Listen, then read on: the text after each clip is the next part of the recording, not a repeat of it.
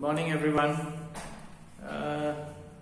Before we go ahead, you've been finding a lot of problems regarding the basic transformation, so I thought today let me give you a quick recap about all the transformations, just a brief but an insight into all the transformation that we have already started to do and that we are going to do in great detail in the coming days.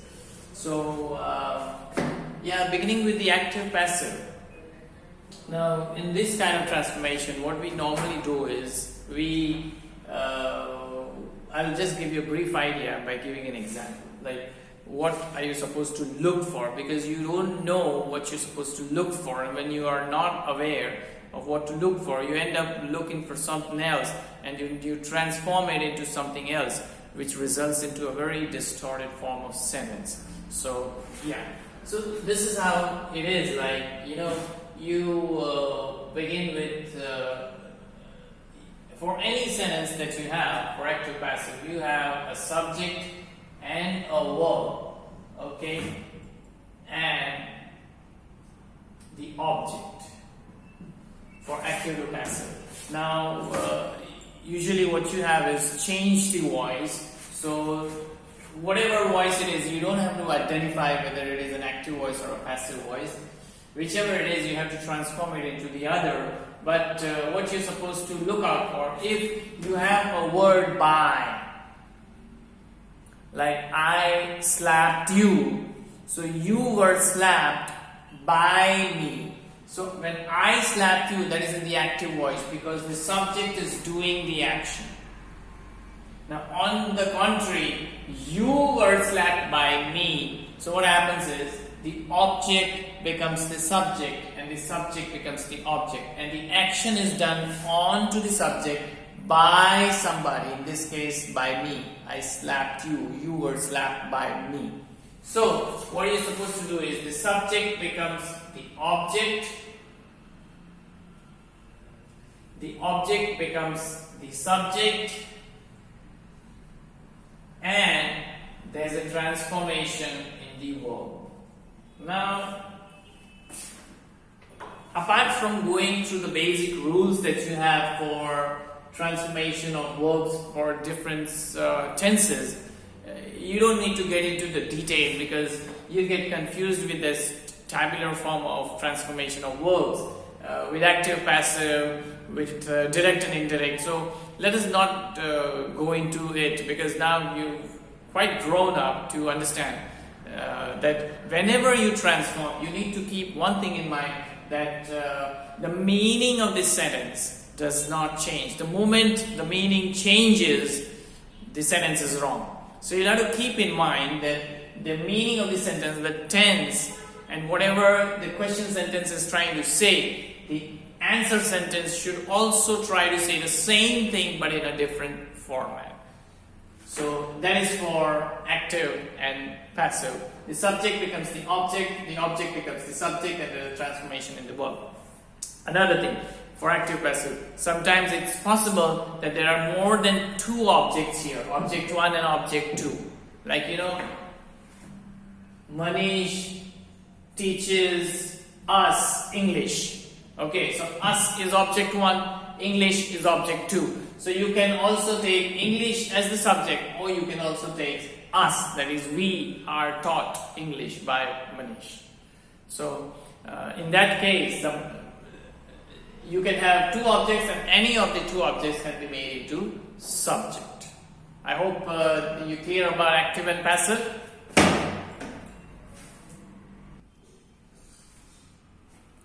Now another area where you might find yourself into trouble is the simple compound and complex sentences.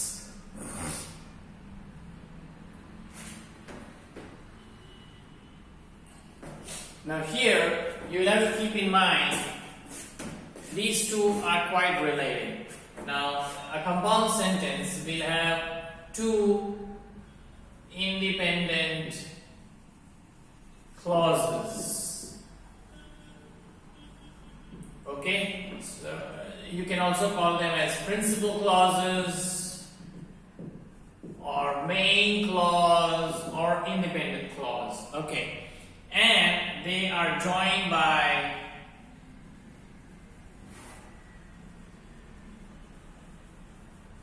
a coordinating conjunction,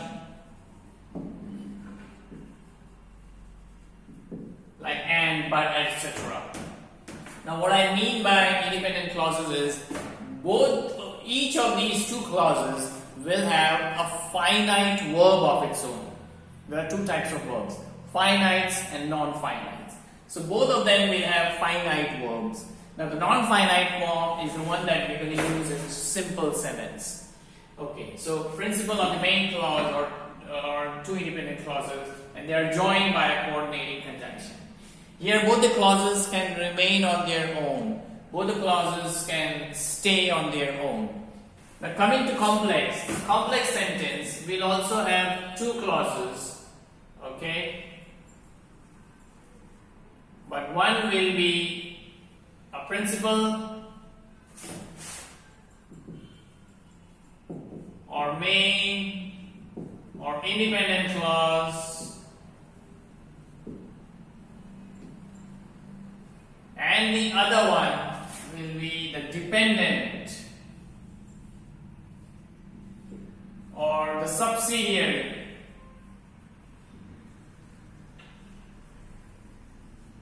clause. Okay, so here you have two clauses. Here also two clauses, but both are principal and main or main. And here you have one principal clause or a main clause. Now, principal clause is a clause which can stand on its own. Stand on its own means it can make full, complete sense without the help of the other clause. Whereas the dependent clause or the subsidiary clause is the one which depends on the principal clause to complete its meaning. On its own, it doesn't complete the meaning altogether. And these two, here these two are joined by a coordinating conjunction. Here these two are joined by a subordinating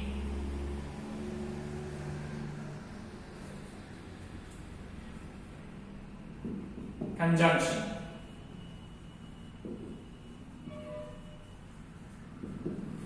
So this is the basic about these two clauses, which are quite related. Both of them have two clauses. Here both principal and they are joined by a coordinating conjunction. Here one principal and one dependent, and they are joined by a subordinating conjunction. Subordinating conjunctions are like though, in spite of, but is both subordinating as well as coordinating. Here you can have and. Okay, so those are coordinating conjunctions. So when it comes to a simple sentence will also have one clause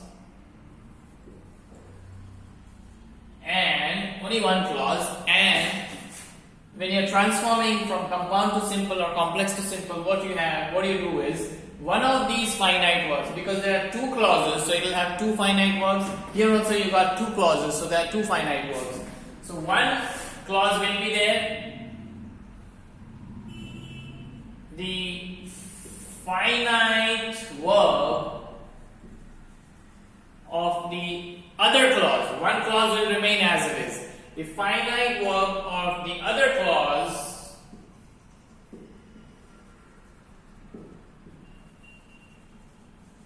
is transformed into a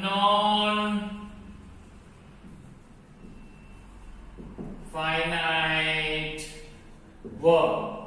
So this is transformed into a non-finite verb. Non-finite verbs are the infinitive ones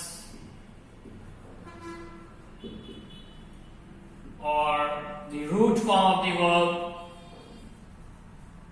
that is the to form of the verb. So this is a general overview, like what you're supposed to do when you're transforming any of these sentences into each other.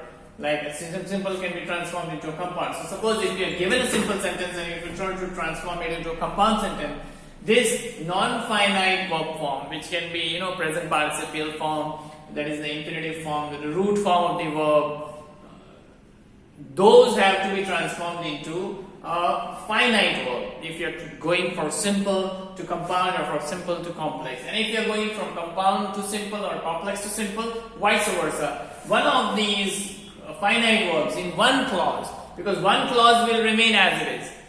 The other finite verb in the other clause, whether it's principal or dependent, whichever it is, it has to be transformed into a non-finite verb when you're transforming from compound to simple or from complex to simple.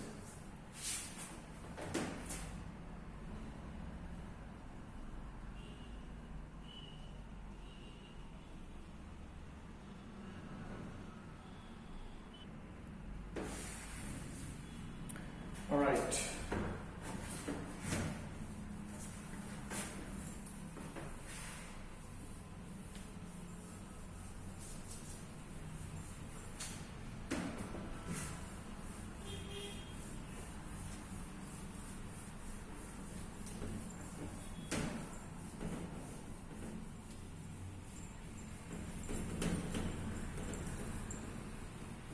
The other one is, the next one that is, which you find it very difficult is if or unless.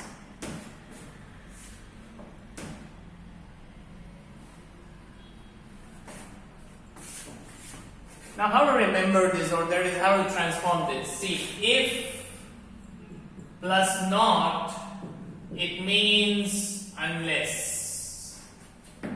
And on the other hand, if you have unless plus not, that becomes if. So if you have if plus not, it becomes unless. I'll give you an example, wait. And if you have unless plus not, it becomes an if. See, I'm giving an example of this.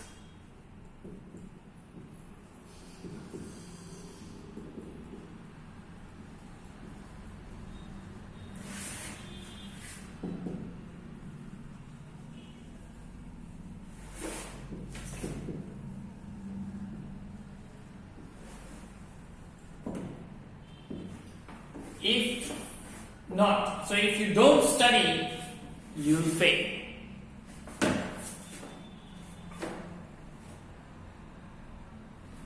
So if not is already there, now if I use unless, I don't have to insert not. So unless you study, you will fail.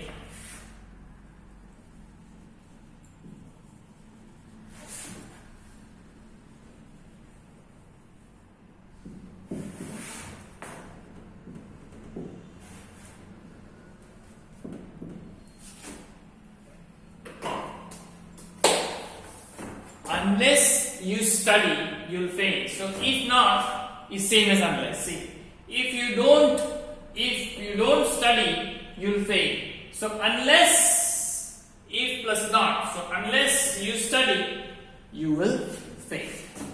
Now I'll give you an example for me.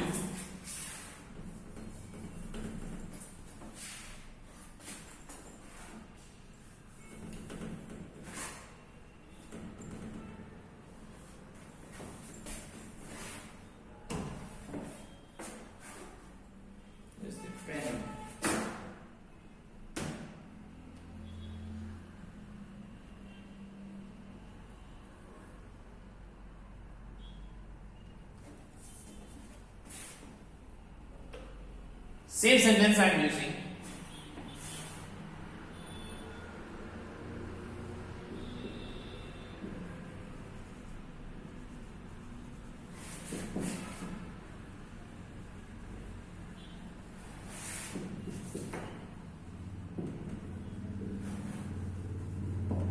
Now if you won't study, no, there's something wrong. Unless plus not. Unless this is wrong. This would be unless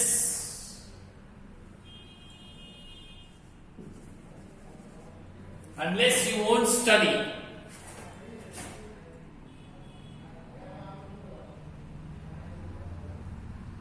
No, there's something wrong.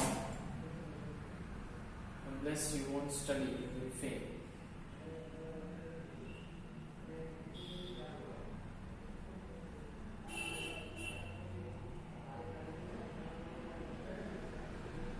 If plus not. So that example has been done.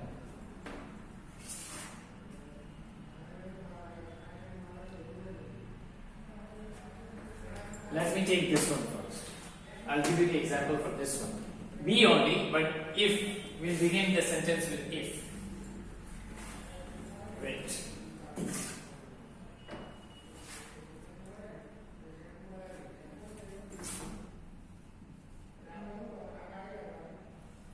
If you study,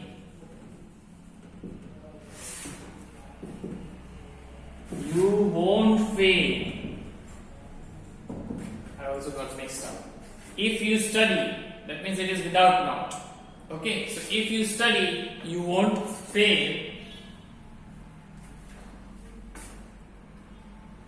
unless you study.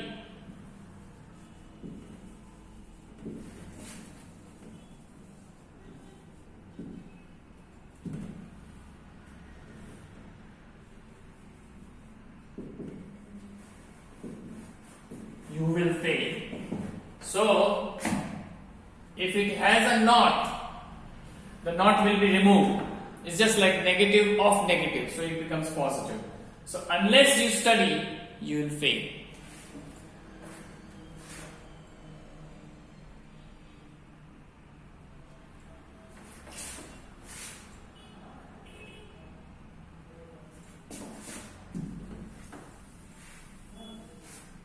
See, I'll give you one more example. You are getting mixed up with this. See, if you like, you can go.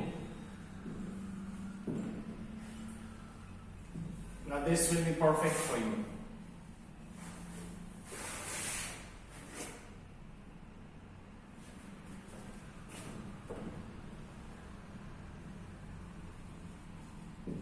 Unless you like, you can't go. So unless and not is if. So if you like, you can go. There's no negative. Unless you like, you can go.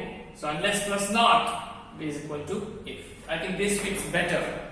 That one would be a little difficult for you to understand. So there it is.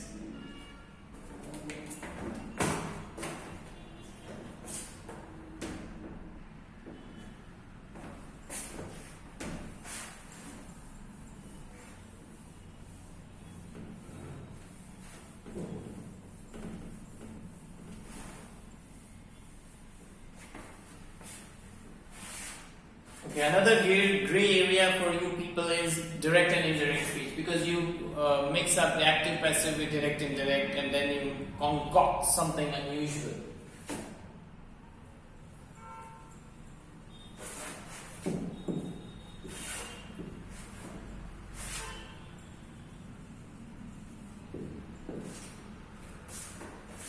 And you have to keep certain things in mind by transforming these.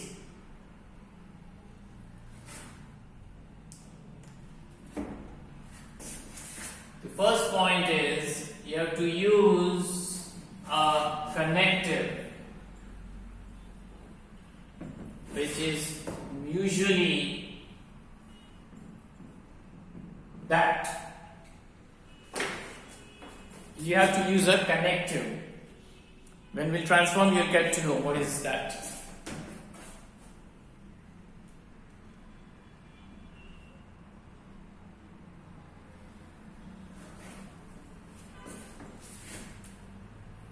In indirect speech, full stop and comma is allowed. In indirect, question mark, exclamatory mark, quotation, that is 6699, they are not allowed. Even you can have colon these are not allowed in indirect speech. In indirect speech, only full stop and comma is allowed.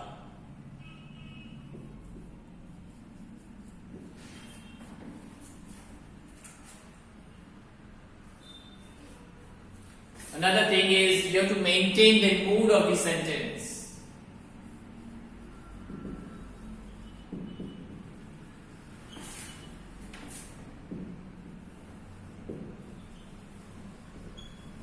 What does this mean is sometimes you use a reportive verb like asked, you use anxiously asked or curiously stated or irritatingly replied. So those irritatingly, curiously, those are the times when you are maintaining when you are conveying the mood of the sentence. Whether the person is irritated, whether he is angry, whether he is jubilant, jubilantly exploded or something like that. So whether the person is sad, so that is the mood that is conveyed before the verb. So that also has to be incorporated in the indirect speech. Then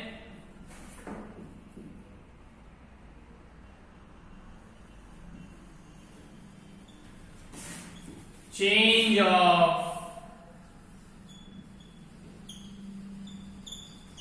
pronouns. If there is a sentence like she said to him, I'm happy. So she told him that she was happy. She. So the pronoun is changed from I to she from in indirect speech. So that is the change of pronouns.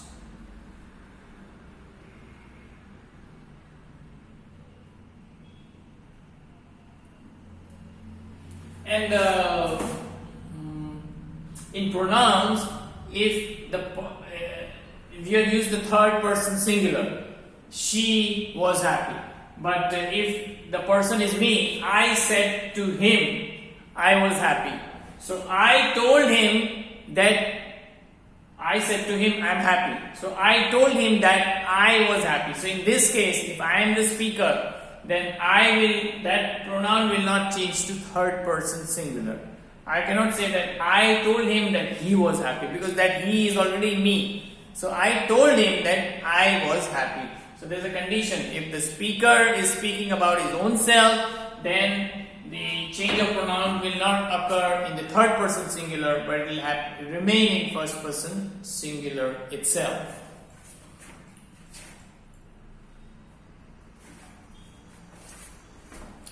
Then the tenses, they change. Simple present becomes simple past.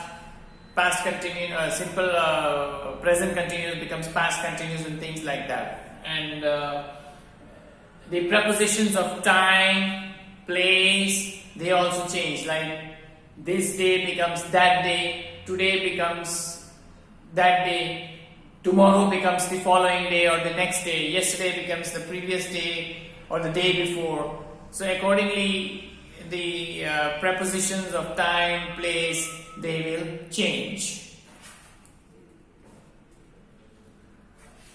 And certain modal verbs, they also change, like can becomes could, will becomes would. So, I mean, if you know these few rules, it becomes very easy to incorporate direct to indirect speech. I hope everything is visible in the frame.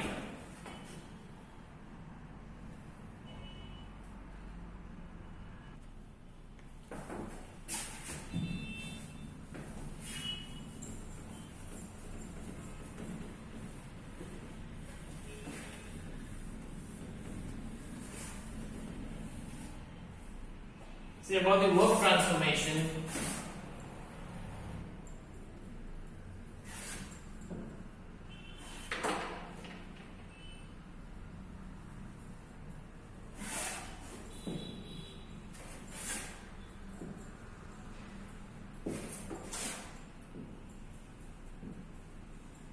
Simple present becomes simple past.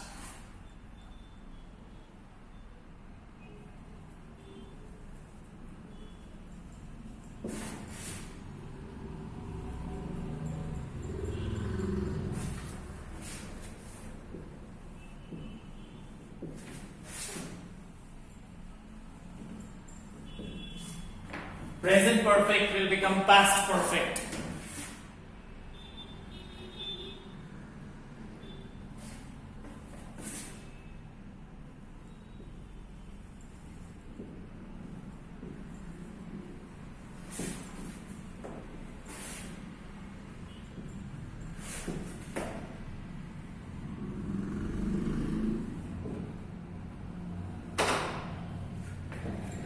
Simple past will become past perfect.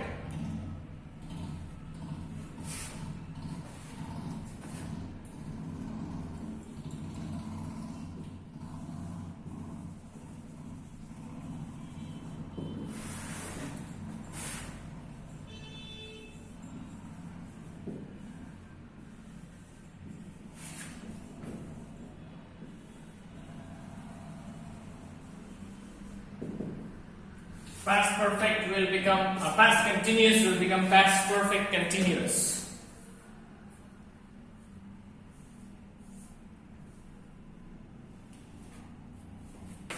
And one more thing. Is it going out of frame? No.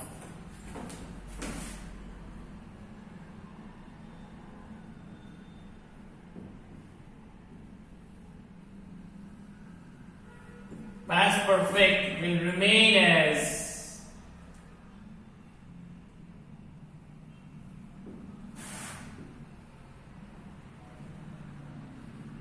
past perfect. That will not change at all.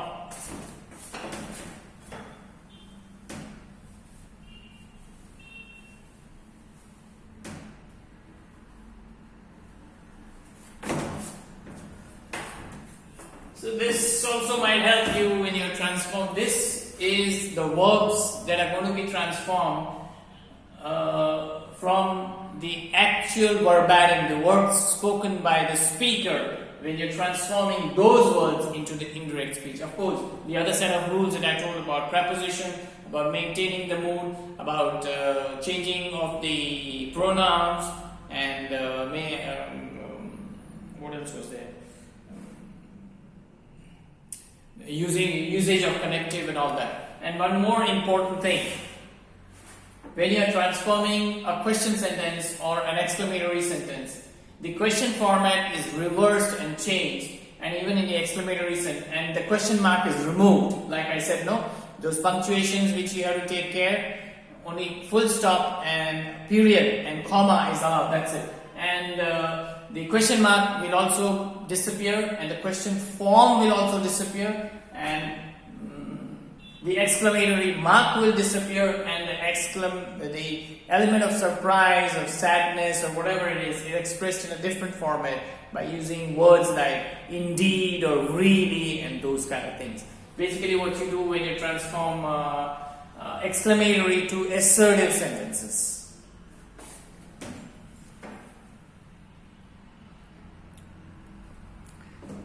Okay, so I think that should be all. These are the major areas where you fumbled a lot. So I think that should take care of that.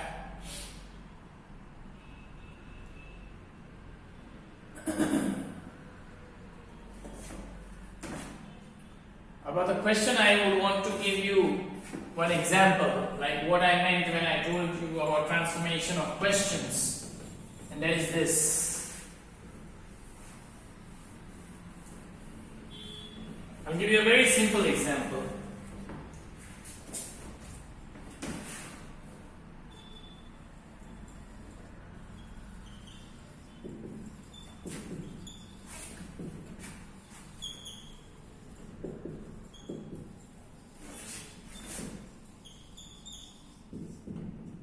Now, she said to me, "What is your name?" Okay, so the mood. She asked me what my name